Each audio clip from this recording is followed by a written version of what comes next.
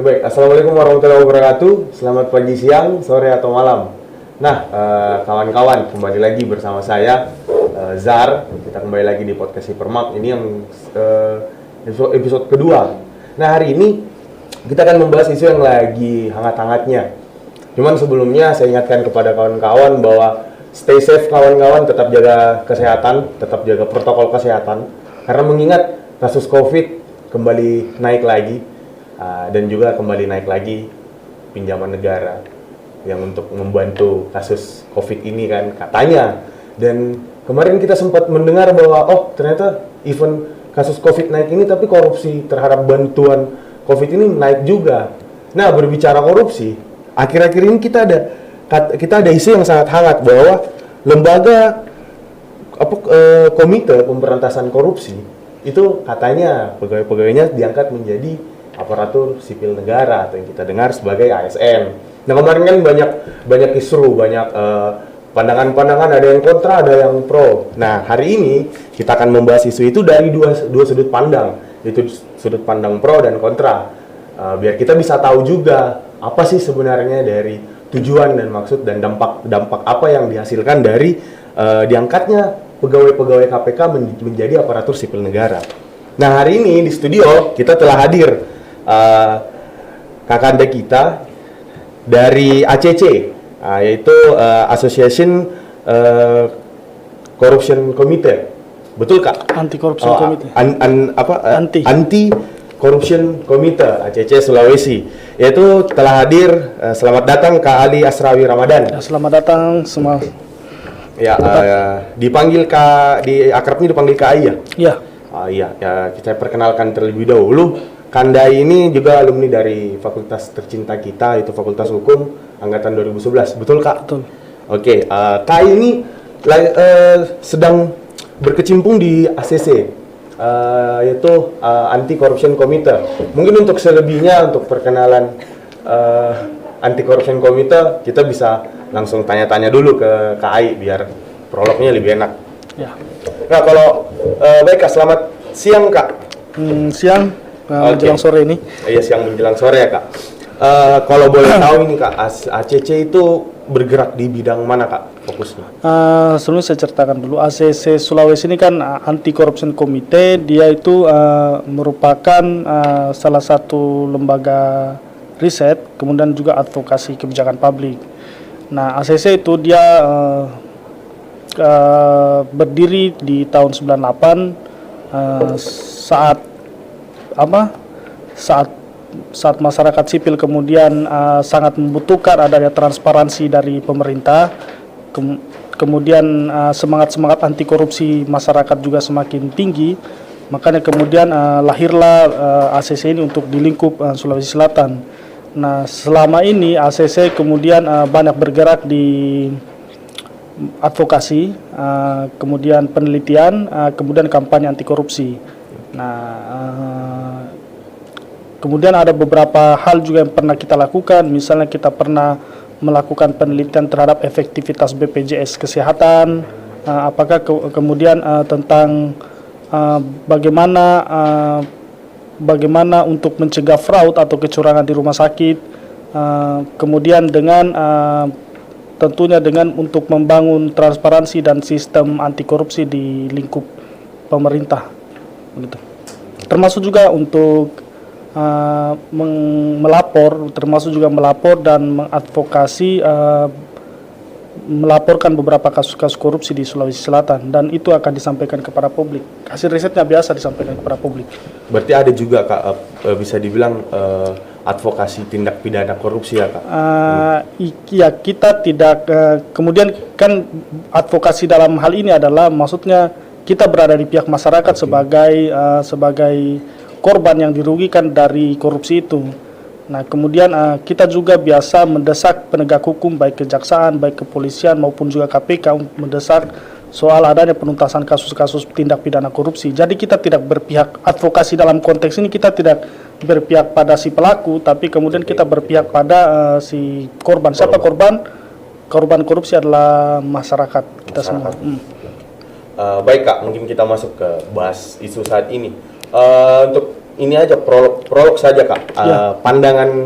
Pandangannya kita terhadap isu yang lagi panas dibicarakan ini, yaitu anggota KPK yang diangkat statusnya menjadi aparatur sipil negara. Nah, mungkin menurut dari Kak Ai. Sebenarnya sih kalau menurut kita ini kan isu ini dia kemudian lahir dari sebenarnya lama ya, ini merupakan serangkaian dari proses-proses politik yang ada di DPR maupun di pemerintah, bagaimana kemudian mendudukan KPK ini sebagai lembaga apa sebenarnya. Nah, di situ dulu. Nah, KPK kan dia lahir di masa-masa setelah reformasi lah. Seperti halnya beberapa lembaga-lembaga anti korupsi, dia lahir di masa zaman-zaman ketika masyarakat itu kemudian merindukan ada transparansi pemerintah kepada publik, kemudian dia lagi semangat-semangatnya untuk mendesak agar pemerintah menjadi lebih terbuka dan lebih anti korupsi. Nah, KPK itu lahir dari semangat-semangat itu. Makanya masyarakat sipil kemudian mendesak agar agenda reformasi itu kemudian dijalankan. Makanya kemudian pemerintah pada saat itu dan DPR kemudian mendengar, maka lahirlah dibentuklah KPK sebagai salah satu bagian dari penegak hukum di luar dari kejaksaan dan kepolisian. Nah, tapi kemudian kalau dikilas balik, apakah kemudian sebelum kita berbicara tentang TWK, nah ini kan untuk kemudian mengubah status pegawai KPK dari pegawai KPK menjadi ASN, itu kan ada serangkaian, berarti kan yang harus diubah itu adalah undang-undang KPK. Nah, ada beberapa hal kemudian jadi merubah undang-undang KPK itu sebenarnya sudah ada sejak lama ya, maksudnya sudah ada sejak lama, bahkan sejak awal-awal KPK itu terbentuk. Nah awal-awal KPK terbentuk ini kan sudah ada mulai proses-proses untuk mengubah kewenangan KPK. Nah, menurut kami perubahan terhadap KPK itu harus dilihat secara maksudnya tidak permisif, maksudnya dia harus dilihat secara kritis.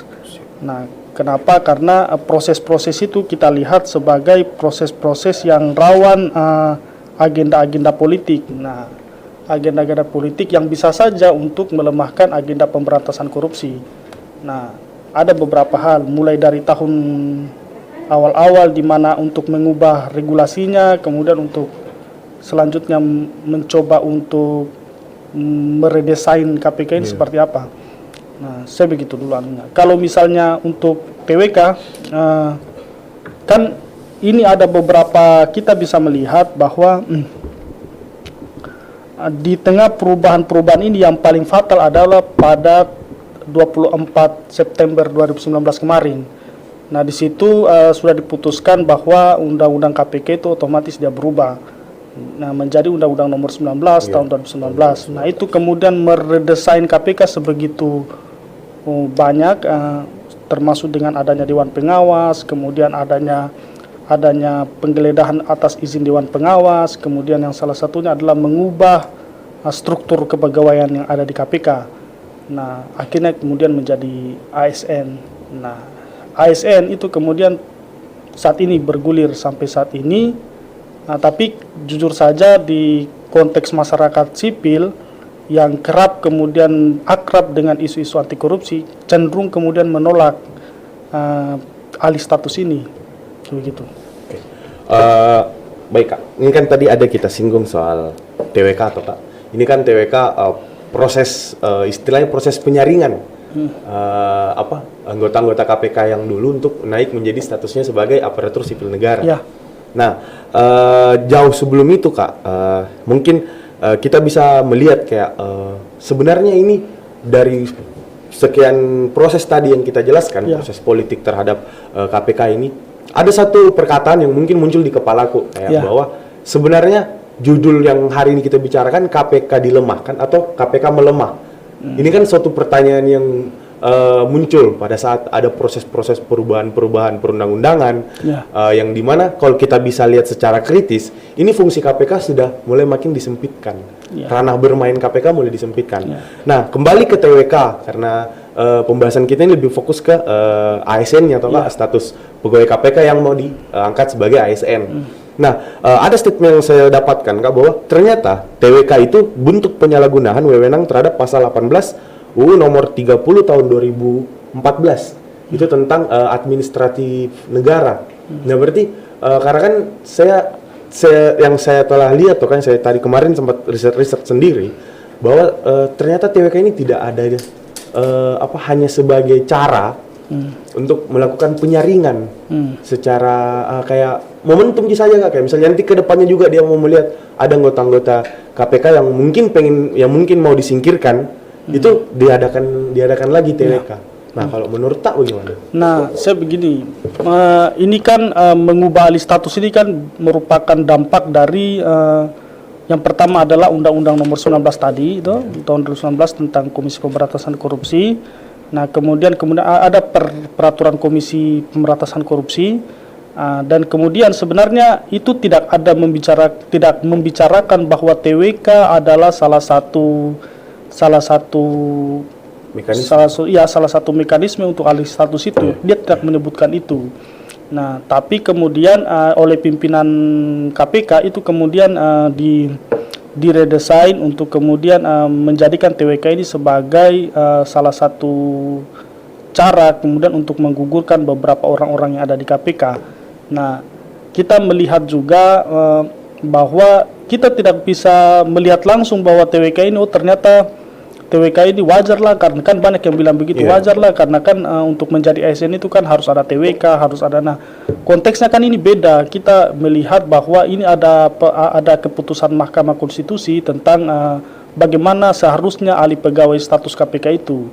Nah, alih status pegawai KPK itu kita melihat di situ ternyata alih status itu tidak boleh untuk kemudian merugikan pegawai KPK. Nah, frasa itu kemudian harus dipegang oleh pimpinan Komisi Pemberantasan Korupsi.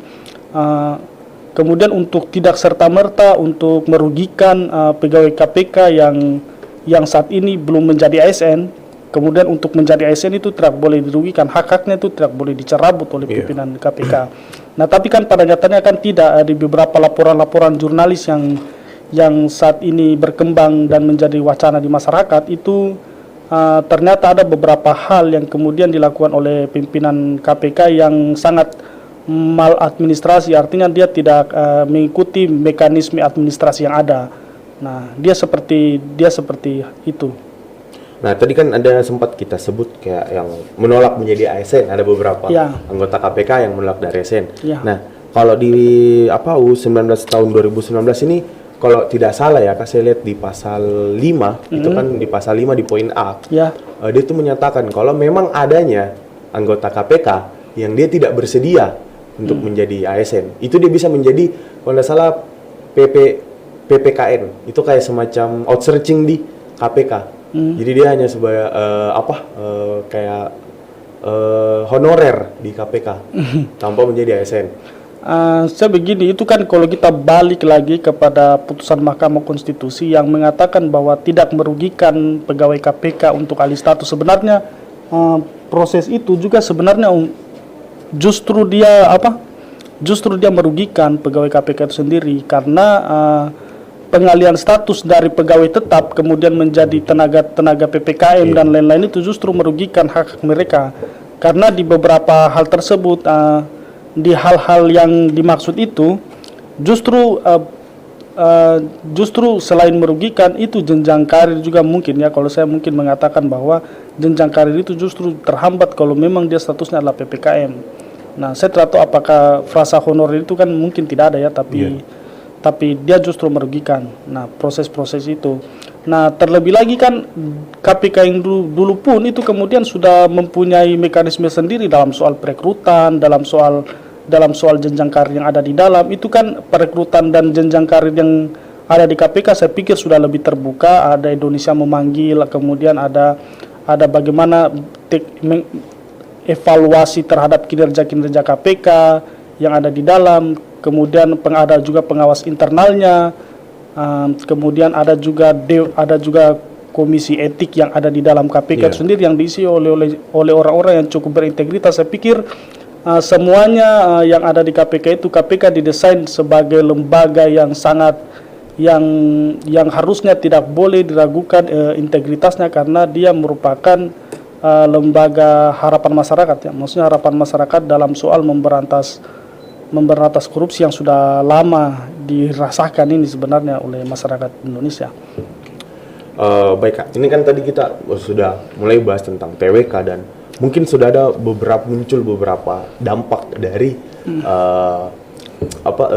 diangkatnya status pegawai KPK ini yang dulunya bukan ASN tapi menjadi ASN. Nah, mungkin ada beberapa dampak yang kita bisa lihat bahwa pada saat KPK menjadi anggota KPK menjadi status pegawainya menjadi aparatur sipil negara, mungkin ada statement yang mengatakan bahwa bisa diragukan lagi independensi dari KPK itu sendiri, atau bahkan secara tidak langsung sifat independensi dari KPK ini hilang karena pada saat pegawai-pegawainya menjadi aparatur sipil negara, otomatis lembaga KPK ini harus mesti bekerja sama dengan lembaga-lembaga negara yang lain. Contohnya seperti Kemenpamer B, BKN, Badan Ketenagakerjaan Nasional, dan lembaga administratif negara. Saya bilangnya begini, maksudnya kan kalau untuk mau bekerja sama dengan lembaga-lembaga negara yang lain, saya pikir KPK itu sudah banyak melakukan kerjasama. Dia bekerja sama dengan, tentu saja KPK itu sejak dulu dia bekerja sama dengan kepolisian, dia bekerja sama dengan kejaksaan, karena fungsi KPK memang menjadi trigger mechanism dalam proses penegakan hukum anti korupsi di lembaga penegak hukum itu. Nah, tapi yang dilihat sekarang adalah kalau misalnya kerjasama itu KPK selain dengan para penegak hukum, dengan masyarakat sipil juga bekerja, dengan lembaga-lembaga keagamaan juga bekerja dengan sebagai bentuk pencegahannya, karena korupsi kemudian perlu dicegah dari berbagai sudut aspek, seperti hal-hal yang religiusitas itu kemudian bisa KPK melihat bahwa itu bisa mencegah dari korupsi. Di sudut pencegahan yang lain juga misalnya dia bekerja sama dengan beberapa sekolah-sekolah, dengan kementerian-kementerian. Saya pikir itu tidak ada masalah kalau kemudian bersinggungan dan bekerja sama. Tapi yang menjadi persoalan adalah ketika KPK itu kemudian menjadi ASN. Yang pertama yang kita lihat bahwa kenapa ada keluar pendapat bahwa ketika KPK kemudian menjadi ASN, dia kemudian menjadi tidak independen. Yang pertama yang perlu dilihat bahwa KPK itu lahir sebagai bentuk koreksi terhadap yang pertama penegak hukum yang sebelumnya menjadi yang tidak efektif dalam pemberantasan korupsi.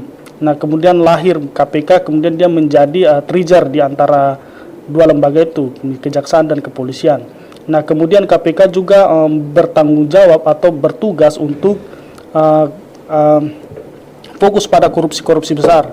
Karena tentu kita lihat bahwa korupsi yang KPK kan kita melihat bahwa KPK itu memang betul bahwa KPK itu kalau mau dibilang dia lebih muda, struktur kelembagaannya lebih kecil dibanding kejaksaan maupun kepolisian, tapi dia mengemban tugas yang mungkin saja lebih besar di antara keduanya.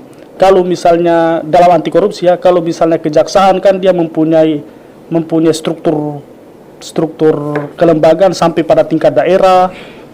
Kepolisian juga sampai ke tingkat daerah, itu kan mereka juga punya sama-sama menjadi penegak hukum anti korupsi ya. Nah, tapi KPK dia fokusnya bukan hanya korupsi-korupsi di tingkat daerah yang strukturnya kecil dan lain-lain, tapi KPK fokusnya kepada big fish. Itu artinya ikan yang besar, kemudian melibatkan orang-orang besar dengan eskalasi kekuatan yang besar.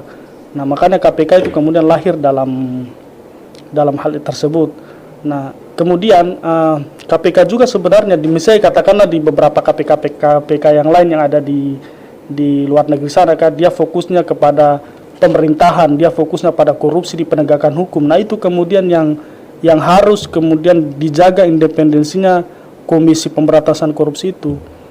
karena dia tidak boleh kemudian berdiri di antara manapun, misalnya apalagi dia menjadi rumpun eksekutif, karena kemudian karena dia tidak berdiri di rumpun eksekutif, maka kemudian dia bisa melakukan penegakan hukum pro justisianya kan kepada lembaga-lembaga ini, ke kepolisian, maksudnya korupsi ada di penegak hukum. Tidak hanya itu juga, tapi kemudian di beberapa pemerintahan yang ada di lingkup eksekutif. Jadi dia harus dijaga independensinya. Oke, baik. Tadi Kak, ini yang saya tarik adalah lembaga, dia tidak ada di rumpun lembaga eksekutif. Nah, berbicara sifat independensi KPK sebelum dia ditarik pegawainya menjadi status ASN, otomatis pada saat semua pegawai KPK ditarik menjadi status ASN, berarti KPK masuk di rumpun eksekutif itu. Iya, dia masuk di rumpun eksekutif itu, dan akhirnya KPK secara tidak langsung terikat terhadap mekanisme ASN. Mekanisme ASN. Nah, di situ kan bisa kita lihat independensi KPK bakal hilang secara sendirinya, karena kayak contoh kasus Kak, misalnya mau melakukan perekrutan pegawai baru atau mau melakukan mengangkat status ASN ke kelas yang lain, itu kan KPK kembali lagi harus bekerja sama, harus berkolaborasi dengan BKN dan lembaga administratif negara. Itu tidak terelakkan itu kalau itu. Nah, itu tidak terelakkan, dan kemudian coba kita berpikir bahwa ketika KPK kemudian menjadi ASN kemudian dia struktur kelembagaannya juga melekat tentu pada BKN, kemudian pada mekanisme ASN, misalnya kayak macam Menpan RB dan lain-lain, itu kan untuk menjaga independensi itu kan menurut saya agak tidak terlalu kuat lagi, karena di situ kemudian justru potensinya sangat besar untuk kemudian menjadi tidak efektif dan independen lagi. Nah, seperti itu. Dan ada juga Kak yang terfikir bahwa ini kan ada proses pengalihan, kan ada proses pengalihan beberapa anggota KPK yang mau dialihkan menjadi ASN, kan ada kalau nggak salah 51 orang ya yang tidak lolos untuk menjadi ASN. Nah, ini ada muncul pertanyaan bahwa bagaimana kasus-kasus yang ditangani 51 orang ini. Nah, ada trust isu yang tercipta di masyarakat bahwa jangan sampai kasus ini ada ditutup dengan pengalihan ASN. Saya kalau penutupan kasus kan yang pertama ingat bahwa penutupan kasus itu di Undang-Undang KPK yang baru itu ada. Maksudnya kan dulu kan KPK itu tidak boleh, karena dulu KPK di Undang-Undang yang lama itu KPK tidak boleh kemudian mengeluarkan SP3, surat penghentian penyidikan, kan tidak bisa mengeluarkan itu. Jadi prosesnya ketika dia tidak bisa mengeluarkan SP3 atau penghentian penyidikan, jadi prosesnya itu jadi KPK untuk menentukan tersangkanya atau masuknya kasus ke penyidikan, dia berarti harus hati-hati karena tidak ada kewenangan itu. Nah, jadi kalau sekarang di undang-undang yang baru itu bisa kemudian KPK mengeluarkan SP3. Jadi untuk saat ini sedangkan masih ada itu yang 51 orang, beberapa kasus itu kemudian sudah di SP3. Nah, ada beberapa kasus yang sudah di SP3. Nah, saya tidak tahu kemudian ke depannya bagaimana, atau apakah kemudian tetap di SP3 ataukah bagaimana, tapi intinya KPK sudah mempunyai kewenangan itu. Nah, intinya bahwa orang-orang yang 51 orang yang kemudian dikeluarkan dari KPK karena persoalan TWK itu adalah orang-orang yang kemudian melakukan penyelidikan maupun penyidikan atau pernah melakukan penanganan terhadap kasus-kasus yang memang kasus-kasus yang besar, melibatkan orang-orang yang kuat dan mempunyai eskalasi kerugian negara yang sangat besar juga. Itu kan yang tercipta isu di masyarakat, bahwa pada saat ada proses peralihan ini jangan sampai ada kasus-kasus yang tadi kita sebut, ada kasus-kasus besar yang tidak dituntaskan, malah disingkirkan. Kalau yang seperti itu kita lihat nanti ke depannya, maksudnya kemudian disitulah memang pertanggungjawaban pimpinan KPK untuk membuktikan bahwa keluarnya 51 orang ini tidak ada tidak ada apa-apa di 51 di keluarnya 51 orang ini tidak punya dampak apa-apa terhadap penanganan korupsi apapun yang ada di KPK. Maksudnya kita akan lihat nanti ke depannya. Nah, tapi menurut saya undang-undang KPK yang lama kemudian bergeser di undang-undang yang baru ini ada beberapa struktur kelembagaan, struktur kewenangan yang kemudian struktur kewenangan yang berubah. Misalnya yang pertama misalnya masih ada 51 orang ini pun sebenarnya yang ada di KPK itu kemudian karena undang-undang ini hadir kemudian adanya kemudian orang-orang yang di dalam yang kemudian integritasnya sudah tidak bisa lagi dipertanggungjawabkan, ya misalnya tidak terlalu baik misalnya, itu kemudian beberapa operasi-operasi tangkap tangan KPK itu pun kemudian tidak tuntas atau bocor begitu. Nah, karena kenapa bocor? Karena ada beberapa pendapat yang mengatakan bahwa undang-undang KPK sekarang itu menciptakan alur birokrasi yang sangat panjang. Nah, sehingga beberapa penegakan hukum yang ada di dalam itu tidak cepat juga dilakukan. Misalnya untuk melakukan penggeledahan itu kemudian harus kemudian melalui izin Dewan Pengawas dan lain-lain, itu kan semakin panjang itu birokrasinya. Nah, sehingga saya pikir pembuktian bahwa keluarnya 51 orang ini tidak berdampak apa-apa terhadap penanganan kasus itu tergantung pimpinannya sekarang. Tapi kemudian kita harus melihat juga di undang-undangnya, ternyata undang-undangnya yang menciptakan sendiri kenapa alurnya begitu panjang dan kenapa kemudian proses penggeledahan dan operasi tangkap tangan yang beberapa hal tersebut juga sering bocor. Nah, maksudnya itu dilihat bahwa undang-undangnya seperti ini, orang-orang di dalamnya seperti ini, dan kemudian itu ketemu di jalannya, maksudnya ketemu di titik tengah. Dan siapa yang mengusulkan undang-undangnya, siapa yang memilih pimpinan KPK sekarang, dan siapa kemudian yang mengeluarkan pegawai KPK yang saat ini tidak lagi berada di KPK, yang 51 orang itu yang mempunyai integritas yang baik dan sudah teruji lah. Ya, kita masih membahas tentang ini, masih tentang membahas independensi KPK ini. Nah, saya sempat ada baca sedikit kemarin di internet Kak, bahwa pada saat pengalihan anggota KPK menuju berstatus ASN, itu kan di situ berarti penyidiknya ditariknya sebagai ke kepolisian Indonesia. Kalau tidak salah Kak, itu udah badan penyidiknya itu diambilnya dari kepolisian ya? Ya bisa saja karena kan di KPK itu kan ada beberapa hal ya, penyidik itu ada penyidik independen, kemudian ada penyidik yang diambil dari kepolisian, penuntutnya juga diambil dari kejaksaan. Nah itu ada tiga seperti itu. Maksudnya KPK itu ibaratnya justru masih menarik sumber daya dari penegak hukum yang lain. Tapi penting juga kemudian sebenarnya kalaupun kemudian adanya penyidik independen, saya pikir justru lebih bagus juga kalau misalnya penyidik independen itu masih dipertahankan. Nah, karena kan ilmu penyidikan itu kan bukan tidak bisa dipelajari, tidak harus dengan kepolisian, PNS juga yang lain mungkin bisa punya maksudnya intinya kan ini untuk melihat bahwa penyidik itu yang kualitasnya bagus itu tidak harus dari kepolisian. Nah, tapi ada beberapa PNS juga kan kemudian ada PPNS namanya, penyidik PNS toh. Iya. Nah, ada juga sebenarnya kalau penyidik independen saya pikir sangat perlu karena untuk kemudian independensi KPK dalam soal penyelidikan itu maksudnya menjadi salah satu